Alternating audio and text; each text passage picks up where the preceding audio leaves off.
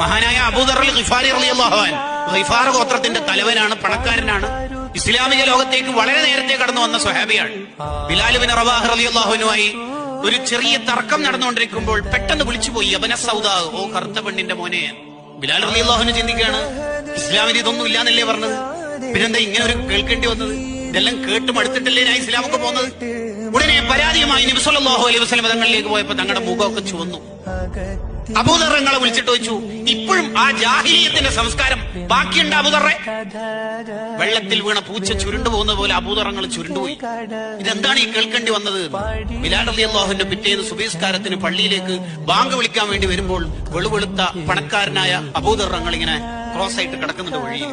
എന്താ അബൂദർ തങ്ങൾ കിടക്കുന്നത്? ഇന്നലെ നിങ്ങളെ വിളിച്ചല്ലോ ഞാൻ, അങ്ങനെ പൊരുത്തപ്പെട്ടായിരുന്നു. നിങ്ങൾ ആ കറുത്ത കാലുകൊണ്ട് എന്റെ ഈ വെളുത്ത മുഖത്തൊന്ന് ചവിട്ടിയിട്ട് എന്റെ മനസ്സൊന്ന് ആ ജാഹിലിയത്തൊന്ന് നീക്കി തരണം. അതൊക്കെ ഇന്നലെ തന്നെ പൊരുത്തപ്പെട്ടില്ല, നിങ്ങൾ എന്തീ പറയണത്? അബൂദർ നിങ്ങൾ എണീക്കൂല, ഞാൻ അങ്ങ് ചവിട്ടും ചെയ്യില്ല, എന്റെ നേതാവാണ് നിങ്ങൾ.